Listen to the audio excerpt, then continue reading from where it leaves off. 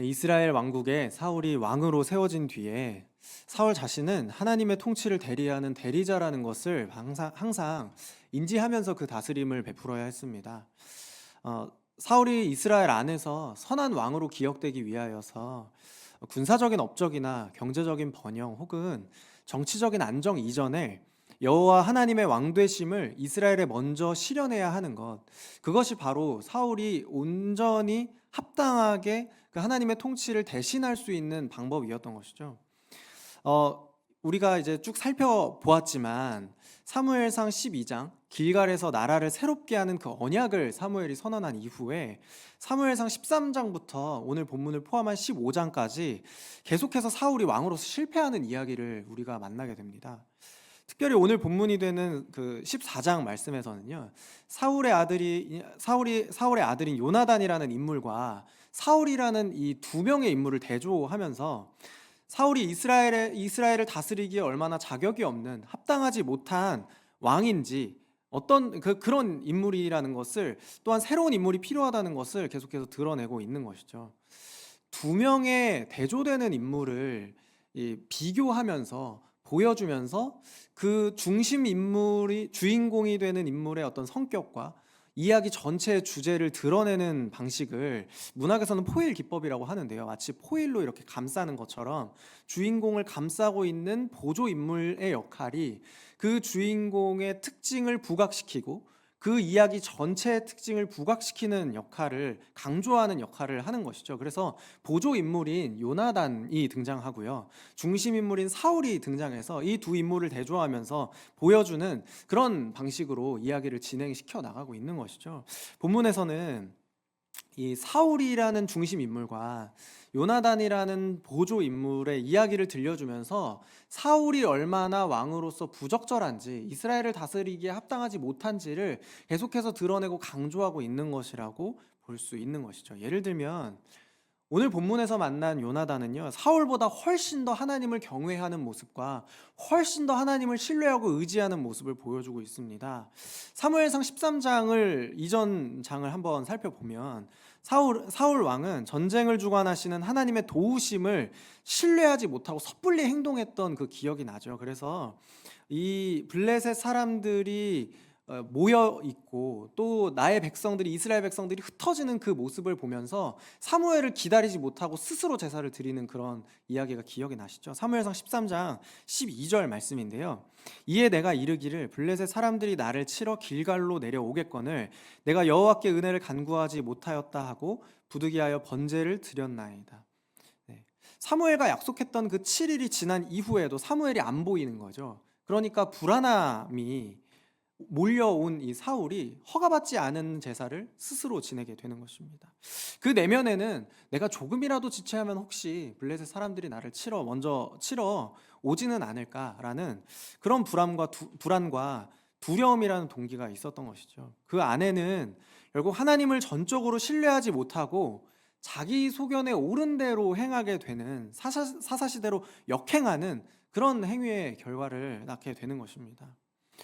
13장에서 보았던 사울의 모습과는 대조적으로 오늘 본문에서 나왔던 요나단이라는 인물은 훨씬 더 대범하고 훨씬 더 하나님을 의지하는 모습을 보이고 훨씬 더 하나님을 향한 신뢰를 더 드러내는 것을 볼 수가 있거든요.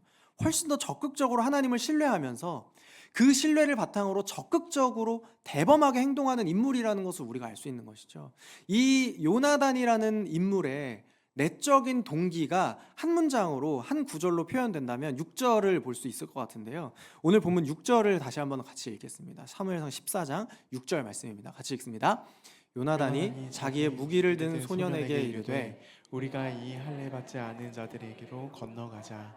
여호와께서 우리를 위하여 일하실까 하노라.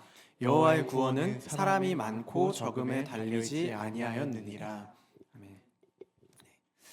바로 이전 이야기에서 사울은 백성들이 흩어지니까, 수가 적어지는 것 같으니까, 그나마 있는 군사의 숫자도 더 적어지는 것 같으니까 두려워서 사무엘을 기다리지 못하고 스스로 제사를 드렸거든요.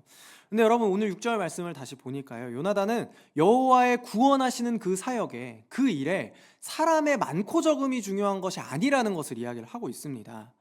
사람이 많고 적은 것보다도 하나님께서 어떤 뜻을 가지고 있으신지가 훨씬 더 중요하다는 것이죠. 우리를 위하여 일하시는 그 하나님의 일하심이 훨씬 더 중요하다는 것입니다. 이 여호와 하나님을 향한 요나단의 신뢰와 그 대범함은 마치 이제 사울 이후에 있던 왕인 다윗의 모습을 보는 것 같아요. 왜 그러냐면 다윗도 블레셋 사람들을 향해서 할례받지 않은 자들이라고 이야기를 하면서 그들에게로 대범하게 나아가는 것을 알 수 있거든요. 그러니까 할례받지 않은 자들, 하나님의 언약 바깥에 있는, 하나님의 도우심 바깥에 있는 자들이다라고 그렇게 선언을 하고, 또 이 사람의 많고 적음이 아니다, 여호와의 구원은 외적인 그 보여지는 것에 있는 것이 아니다라는 그 어떤 신념이 다윗에게서도 찾아볼 수 있는 신념이기 때문에 그런 것 같아요. 사무엘상 17장 47절 말씀인데요. 또 여호와의 구원하심이 칼과 창에 있지 아니함을 이 무리에게 알게 하리라. 전쟁은 여호와께 속한 것인즉 그가 너희를 우리 손에 넘기시리라 하는 것이죠. 여호와의 구원에 대해서 똑같이 이야기를 하고 있고요. 그것이 겉으로 보여지는 모습에 달려있는 것이 아니라는 것을 똑같이 발견할 수 있고요. 또한 그가 너희를 우리 손에 넘긴다, 우리를 위하여 그 일을 행하실 것이다라는 하나님을 향한 전적인 신뢰가 어찌 보면 말도 안 되는 그런 대범한 습격, 대범한 그 1대1 매치를 할 수 있게 만드는 그런 내적인 동기가 아니었나 싶어요. 사무엘상 13장부터 15장까지를 살펴보면 어떻게 보면 사울에게는 되게 뼈아픈 기록일 거예요. 그 세 장에 걸쳐서 계속해서 실패를 거듭하고 그 이야기가 사울이 다시 돌아본다면 엄청나게 뼈아픈 그런 후회가 남는 그런 기록일 거거든요. 또한 이 이야기가 사울에게 뼈아픈 이유는 왜 그래서 사울이 이스라엘에 적합하지 않은지, 왜 사울이 이스라엘을 다스리기에 적합하지 않은 인물인지를 거듭 강조하면서 강화하고 있기 때문에 아마 사울에게는 이 13장부터 15장의 기록이 굉장히 뼈아플 것 같아요. 그런데 여러분, 우리가 사울에게 이것이 뼈아픈 기록이라면 우리에게도 반드시 해야 할 것은 사울의 이 뼈아픈 실패를 통해서, 거듭된 실패를 통해서 우리 안에 이와 같은 실패가 여전히 있지는 않은지를 살펴보아야 한다는 것이죠. 특별히 오늘 본문이 되는 사무엘상 14장에서 사울의 불경건함을 발견할 수 있고요. 하나님 앞에서 겸손하지 못하고 불순종하는 태도를 발견할 수 있고요. 하나님 중심적으로 생각하고 하나님 중심에서 생각하고 사고하고 행동하는 것이 아니라 자기 중심적인 종교 행위들이 계속해서 드러나거든요. 그래서 오늘 저와 여러분이 함께 오늘 본문 14장 전체를 살펴보면서요, 사울의 행위를 살펴보고 그 행위 이면에 있는 사울의 내적 동기, 그 안에 있는 자기중심적인 종교 행위들을 묵상하면서 오늘 성령님께서 우리 안에 있는 불신앙, 저와 여러분 가운데 있는 교만한 마음, 그런 자기중심적인 종교 행위를 깨닫게 하시고 또 회개하게 하시는 그런 은혜가 있기를 축복합니다. 본문 1절부터 15절까지는 요나단이 하나님의 도우심을 신뢰하면서 블레셋 사람들과의 전투를 계획하고 또 실행하는 그런 장면이 기록되어 있습니다. 함께 우리가 같이 읽었었던 것처럼 요나단은 굉장히 효과적으로 블레셋 군대를 습격했어요. 딱 요나단과 자기 무기를 든 자 2명이서 20명을 습격해서 20명을 쳐 죽였다고 기록하고, 그리고 그들의 습격이 블레셋 군대 안에는 큰 혼란을 가져왔다고 이야기를 하거든요. 그러니까 이 요나단의 신앙 고백이 정확하게 들어맞는 순간인 거죠. 사람의 많고 적음이 아니라 얼마나 하나님께서 그들을 위하여 일하시고 싶어하는 그 목적이 있는지, 그것을 깨닫고 있는지, 그게 훨씬 더 중요하다는 거예요. 약 10배가 되는 블레셋의 적군들을 쳐 죽이고 이 습격으로 인해서 블레셋에는 큰 떨림이 있었다고 기록합니다. 사무엘상 14장 15절 말씀인데요. 15절 말씀 저희 같이 한번 다시 읽겠습니다. 들에 있는 진영과 모든 백성들이 공포에 떨었고 부대와 노략군들도 떨었으며 땅도 진동하였으니 이는 큰 떨림이었더라. 아멘.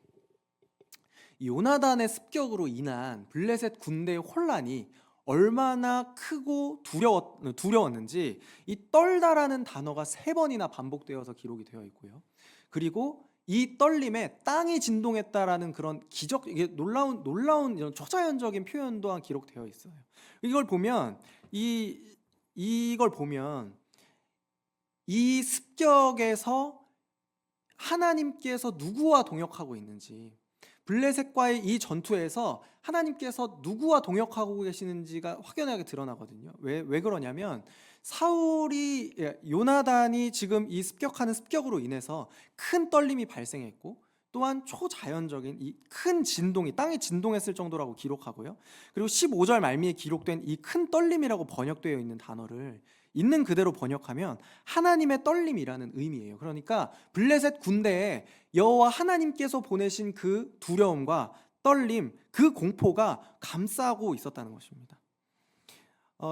이 대목에서 우리는 이 사울과 요나단, 이 두 명의 인물 가운데에서 하나님께서 이 보조 인물인 요나단을 통해서 일하고 계신다는 것을 확인할 수 있고요. 또 그러면서 사울이 또한 얼마나 부적절한지, 사울이 얼마나 합당하지 못한 그런 자격 없는 왕이었는지를 더 드러내는 것을 우리가 확인할 수가 있는 것입니다. 이 오늘 본문 이후에, 그래서 오늘 본문 이후에 이 요나단의 습격 이후에 사울이 그 군대를 통솔하면서 지휘하면서 하는 그 행동들을 통해서 우리는 사울의 불경건함을 만날 수 있는데요. 먼저 이 요나단의 습격으로 인해서 큰 떨림을 발견한 사울의 대처 방식에 큰 문제가 있다는 것을 우리가 발견하게 됩니다. 이 큰 떨림이 발생한 이후에 그것을 확인하고 도대체 이 사건의 주동자가 누구인가, 이걸 누가 행한 일인가를 살펴보면서 자기 부대에 그러니까 요나단과 그 같이 있었던 그 사람이 없어졌다는 걸 발견하게 돼요. 그러니까 그 책임이 자기 아들 요나단과 그 무기를 든 자에게 있음을 발견하게 되는 거거든요. 그러니까 그 장면을 보고서 블레셋 군대가 흩어지고 두려움에 빠져서 아주 요란하게 그 모습을 가지고 있을 때 자기 아들이 자기 부대에 없다는 것을 발견한 이 사울 왕의 마음이, 그렇지, 역시 내 아들이다, 역시 내 아들, 이렇게 자기 적군에 큰 그런 두려움을 주었구나 하는 그런 뿌듯함이 있었을까요? 아니면 아들의 생명이 위험할 수도 있다는 그런 애타는 마음이었을까요? 혹은 블레셋 군대에 큰 피해를 줄 수 있는 절호의 기회를 얻었다는 흥분과 고조가 있었을까요? 뭐가 어찌됐든 간에 사울에게는 본능적으로 지금이 기회라는 것을 알았던 것 같아요. 그래서 전투를 준비하면서 제사장이었던 그 아히야라는 사람이 등장하는데요. 그 아히야에게 말도 안 되는 지시를 하는 거죠.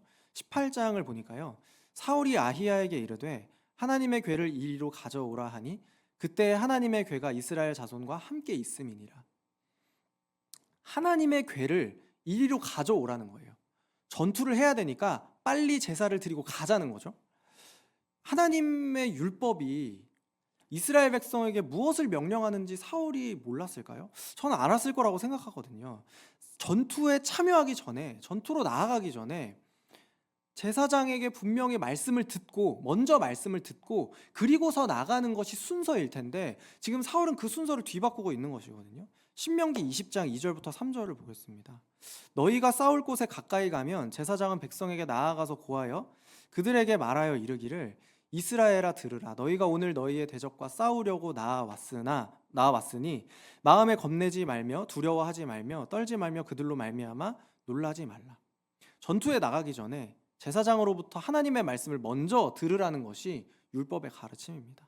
하나님이 먼저 명령하시는 전투는 나갈 수 있고 그렇지 않으면 아무리 유리해 보이는 전투라도 수행할 수가 없는 것이죠.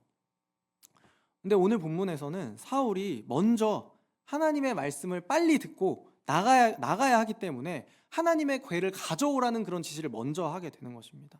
하나님을 경외하고 그 뜻에 순종하기 위해서, 그 뜻을 먼저 듣기 위해서가 아니라 전투라는 자신의 목적을 이루기 위해서 하나님을 도구로 사용하고자 하는 사울의 모습은 우리가 흔히 이야기하는 기복신앙이 보여주는 전형적인 예시라고 할 수 있습니다. 여러분, 경건이란 무엇일까요? 경건은 하나님의 존재와 하나님의 영광, 그리고 그 하나님께서 우리에게 하신 일들에 대한 인간의 합당한 반응을 경건이라고 이야기를 하죠. 그렇다면 불경건하다는 것은 다른 것이 아닙니다. 하나님의 변함없으신 존재와 영광, 그 속성에 걸맞지 않은 인간의 부당한 행위, 부당한 태도, 부당한 반응이 바로 불경건이겠죠. 하나님은 인간의 도구가 아닙니다. 하나님은 우리가 필요해서 쓰고 우리가 마음대로 가져왔다가 쓸모가 없어지면 다시 치워버리는 그런 도구가 아니십니다. 우리의 행복을 위해서, 우리의 잘됨을 위해서, 우리의 목적을 달성하기 위해서 하나님께서 계신 것도 아니죠. 하나님의 하나님 되심을 인정하는 것, 그것이 바로 예배이고 경건이라는 것을 우리는 다시 한번 깨닫게 됩니다.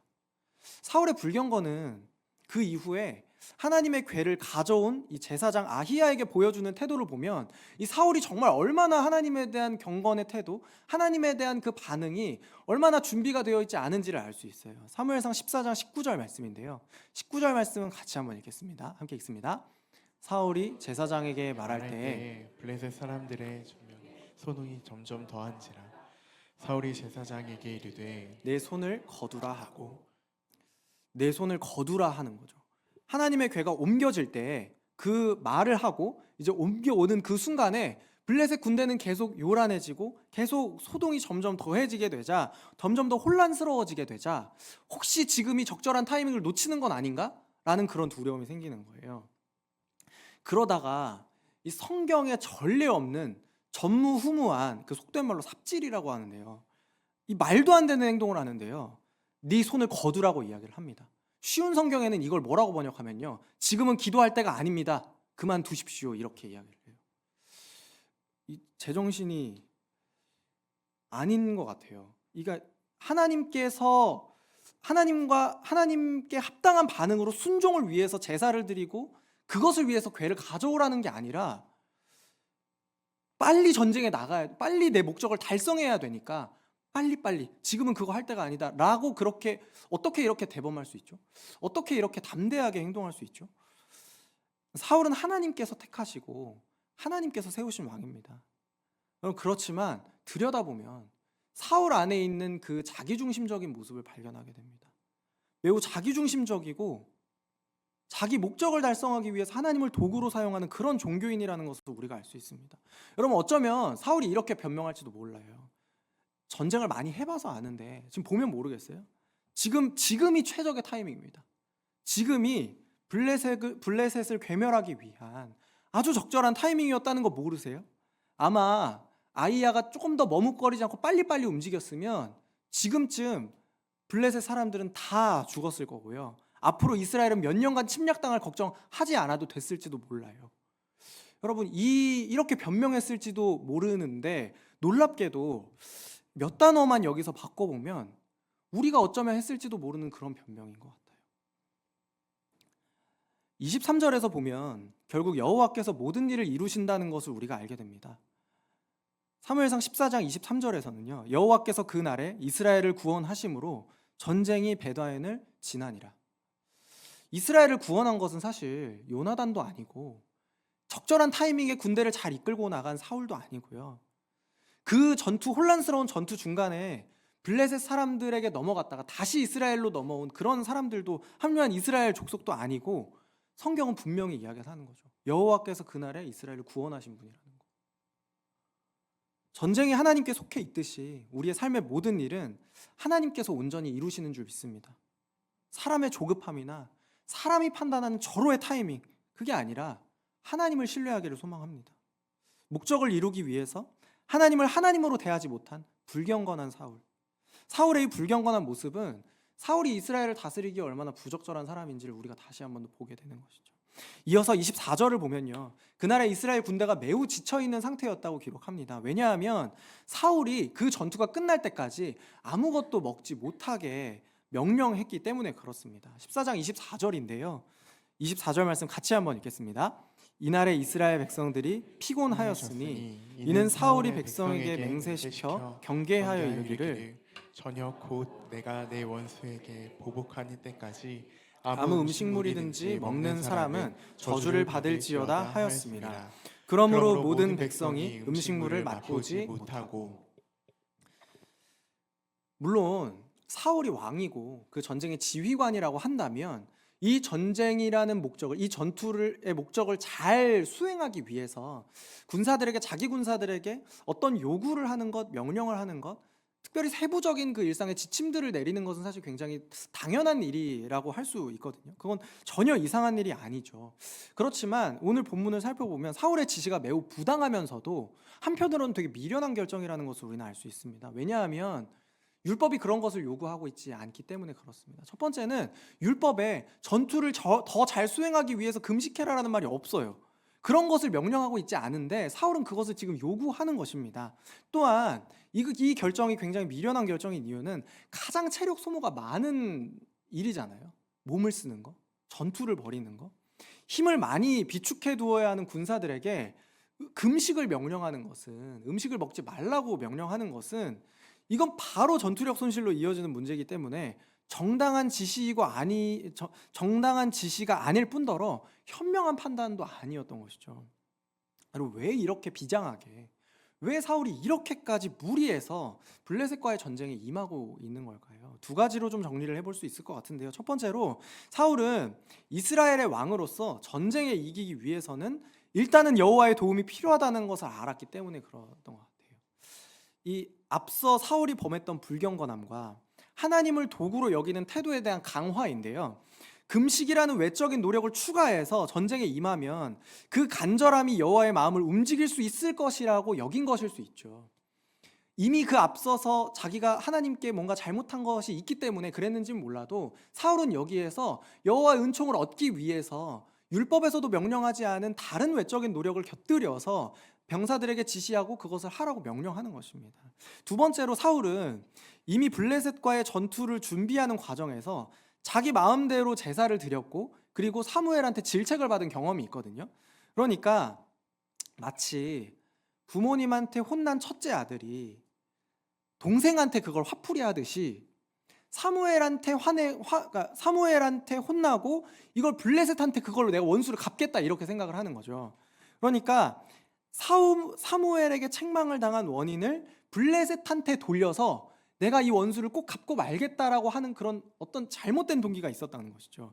24절을 다시 보면요, 이 전쟁은 사울에게 있어서는 하나님의 전쟁이 아닙니다. 내가 나를 위하여 내 원수를 갚는 전쟁이었던 것이죠. 내가 내 원수에게 보복하는 때까지 그렇게 하지 말, 음식물을 먹지 말라라고 명령을 하는 걸 보니까요, 사울에게 이것은 하나님의 전쟁이 아닙니다. 하나님의 뜻을 이루기 위한 전쟁이 아니라 그냥 내 개인적인 감정적인 원수를 갚기 위한 전투로 변질된 거겠죠. 두 가지 중 어떤 것이든 좋습니다. 둘 다여도 상관없습니다. 자신의 목적을 위해서 하나님을 도구로 삼고 은총을 쥐락펴락하고 싶어하는 그런 불경건하고 자기중심적인 모습을 사울에게서 또한 발견할 수 있는 것입니다. 여러분, 사울이 만들어낸 이 군대 안에서의 부조리는요, 이스라엘 군대뿐만 아니라 자기 아들을 걸려 넘어지게 하는 함정이 되고 말았습니다. 숲속 땅에서 벌꿀을 발견한 병사들이 두려워하면서 그림에 떡 보듯이 꿀을 그냥 지켜만 보고 있었거든요. 근데 그 순간에 요나단은 블레셋 군대에 가 있었으니까 그 명령을 못 들었겠죠. 그러니까 요나단에게는 이게 두려울 일이 아닌 거예요. 아니, 왜 먹을 걸 발견했는데 이거 왜 두려워하지? 말도 안 되는 규칙은 자유를 제한하고 서로를 두려움으로 대하게 만드는 것이죠. 요나단은 그런 두려움이 없기 때문에, 그걸 못 들었기 때문에 지팡이에 꿀을 찍어서 맛보았습니다. 가까이 있던 병사들이 뒤늦게 알려주는 거죠. 사울이 무슨 맹세를 했고 어떤 저주를 내리겠다 약속했고 그것이 우리에게 어떤 두려움을 주었는지를 이야기를 하는 겁니다.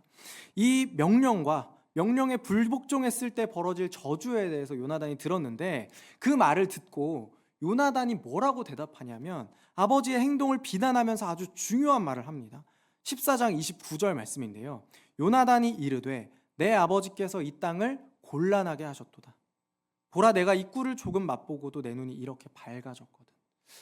조금 그냥 지팡이에 꿀을 찍어서 먹었을 뿐인데 눈이 밝아지고 힘이 생기고 그 전투를 수행할 수 있을 만한 그런 체력이 생기게 되는 거죠. 그러면서 요나단이 뭘 얘기를 하냐면, 아니, 아버지께서 왜 이런 행동을 하셨을까? 아버지께서 한 명령과 아버지께서 하신 그 맹세가 이 땅을 곤란하게 만들었다는 겁니다. 내 아버지는 이 땅을 곤란하게 만드는 분이라는 거죠. 여러분, 곤란하게 했다라는 그 히브리어 단어는 아카르라는 단어인데요, 이 아카르라는 단어 성경 안에서 늘 매우 안 좋은 의미로 사용되었습니다. 예를 들어 보겠습니다. 엘리야가 이스라엘의 아합 왕을 비난할 때도 이 아카르라는 단어가 사용되었습니다. 열왕기상 18장 18절 말씀인데요, 그가 대답하되 내가 이스라엘을 괴롭게 한 것이 아니라 당신과 당신의 아버지의 집이 괴롭게 하였으니. 북이스라엘 안에서 정말 악한 왕으로 평가되는 그 아합에게 엘리야가 말하는 것은 당신은 괴롭게 하는 사람이다, 내가 아니라 당신이 이스라엘을 괴롭게 하는, 곤란하게 만드는 사람이다 라고 이야기를 하는 것입니다.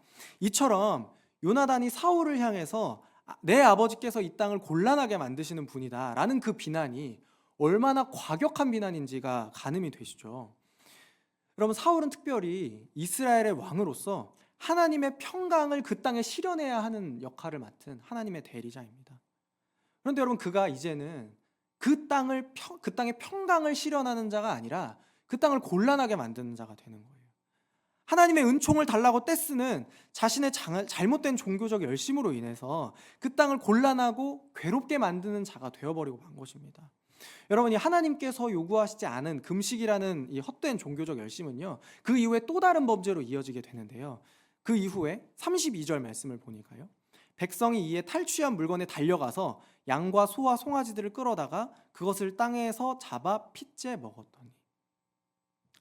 여러분, 전쟁을 치르고 나서 얼마나 배가 고파요. 얼마나 굶주리고 있어요. 눈이 돌아가는 거죠. 탈취한 그 물건을 보게 되니까 먹을 게 생기게 되는 것입니다. 그 굶주린 병사들이 순식간에 가서 자기들이 전쟁을 통해서 얻은 짐승을 잡고 먹으려고 하는데 핏째 먹게 되는 것입니다. 피가 흐르는 채로 먹는 일이 벌어지는 것이죠. 이것은 율법에서 엄격하게 금하는 일이었거든요. 레위기 7장 26절부터 27절을 보시면요, 이 핏째 먹지 말라고 하는 명령이 기록되어 있는데요, 너희가 사는 모든 곳에서 새나 짐승의 피나 무슨 피든지 먹지 말라. 무슨 피든지 먹는 사람이 있으면 그 사람은 다 자기 백성 중에서 끊어지리라. 그래서 여러분, 원래 짐승을 잡으면 그 전에, 그러니까 짐승을 잡기 이전에 일단 정결한 짐승인지 아닌지부터 먼저 판단을 해봐야겠죠. 먼저 그걸 확인하고 제사 의식에 합당한 방식으로 관리가 된 상태에서 도살되는 것이 통상적인 절차 아니겠어요? 또한 이 그 핏째 먹지 말라고 하는 그 명령으로 인해서 이 짐승을 널어 놓거든요. 바위에 올려놔서, 높은 바위에 올려놔서 그 피가 흐르도록 그렇게 냅두거나 혹은 걸어두거나 해서 피가 다 빠진 상태로 잡아야 되는데, 금식 때문에 굶주린 사람들이 그런 걸 생각할 겨를도 없이 순식간에 짐승을 잡아서 먹은 것입니다. 이 금식이라는 명령이 우선되는 걸까요? 아니면 율법이 우선되는 걸까요? 사울의 명령 때문에, 이 잘못된 명령 때문에, 열심 때문에 군사들은 율법을 어기게 되는 더 큰 범죄를 저지르고 말게 됩니다. 사울은 이후에 잘못된 것을 깨닫고 사람들을 책망하는데요, 사무엘상 14장 33절 말씀입니다. 33절 다 같이 한번 읽겠습니다. 무리가 사울에게 전하여 이르되 보소서 백성이 그 핏째 먹어 여호와께 범죄하였나이다. 사울이 이르되 너희가 믿음 없이 행하였도다. 이제 큰 돌을 내게로 굴려오라 하고. 여러분, 사울의 자기중심성을 여기서도 엿볼 수가 있는데요, 물론 율법을 위반한 군사들의 책임을 없이 하는 것은 아닙니다. 그 책임이 없다고 말하는 것은 아닌데요, 따지고 보면 사울이 부당한 짓을 한 거 원인 아닌가요? 그게 원인 되지 않을까요? 제가 만약에 중고등부 선생님들에게, 선생님들 우리 아이들을 위해서 우리 매일 기도했으면 좋겠어요, 매일 밤부터 새벽까지 2시간 동안 기도해 주세요, 안 하시면 벌금 물겠습니다, 이렇게 요구를 했다고 가정을 해보겠습니다. 그러다가 매일매일 일주일 내내 밤부터 2시간 동안 새벽까지 기도를 하시던 선생님들이 주일 예배, 중고등부 예배 때 체력 관리가 안 되셔서 늦잠을 주무신 거예요. 늦잠을 주무시고 못 나오시게 된 거죠. 제가 이렇게 이야기를 하는 겁니다. 선생님, 왜 이렇게 믿음이 없으세요? 왜 하나님 마음을 아프게 하세요? 라고 책망한다면 선생님들이 어떻게 생각하실까요? 정말 제가 그런 짓은 안 하겠습니다. 하나님께서 요구하시지 않은 지나친 열심, 방향이 어긋난 종교적인 열정은 때로는 이렇게 잘못된 결과를 낳기도 합니다. 공동체를 곤란하고 괴롭게 만들고, 때로는 공동체로 하여금 예상치 못한 더 큰 불의함으로 이끌어가는 것이 이런 모습이라는 거죠. 그런 불경건함과 자기중심적인 모습인 것이죠.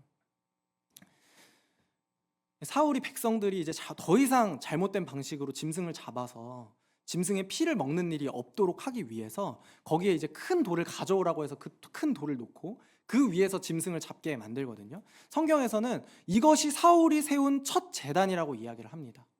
전 이런 생각이 들었어요. 이런 것도 제단이야? 이런 것도 제단이 될 수 있어? 라는 생각이 들었어요. 성경에서 보통 어떤 인물이 첫 제단을 쌓았다라고 이야기를 할 때에는 보통 하나님의 언약과 관련돼서 그런 일들이 나오거든요. 하나님께서 언약을 맺으시고 그 언약을 확정하시고 그에 대한 인간의 반응으로서 뭔가 제단을 쌓고, 이런 것들이 보통 이런 언약에 관련된 사건들을 전후로 해서 제단을 쌓는 게 나오는데요, 여러분, 이 제단이 그런 의미가 있다고 보시나요? 사울이 쌓은 제단은 이런 느낌이에요. 짐승을 잡다가 이게 잘못된 방법이라는 걸 깨달아서 야, 돌 좀 갖고 와봐. 돌 갖다 놨고 여기서 짐승 잡으니까 이제 그걸 제단이라고 부르자라는 느낌처럼 들리는 거예요. 여러분, 사울의 첫 제단은 결코 긍정적인 의미에서 말할 수 있는 제단은 아니었습니다.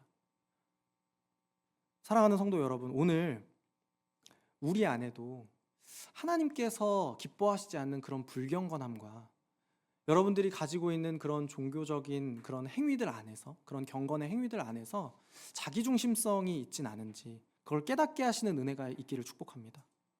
사울의 이야기를 통해서 우리는 하나님을 불경건하게 예배하고 우리의 목적을 위해서, 인간의 목적을 위해서 그분을 도구로 삼으며 잘못된 종교적 열심으로 공동체를 곤란하게 만들 수 있는, 괴롭게 만들 수 있는 우리의 모습을 또한 발견하게 됩니다.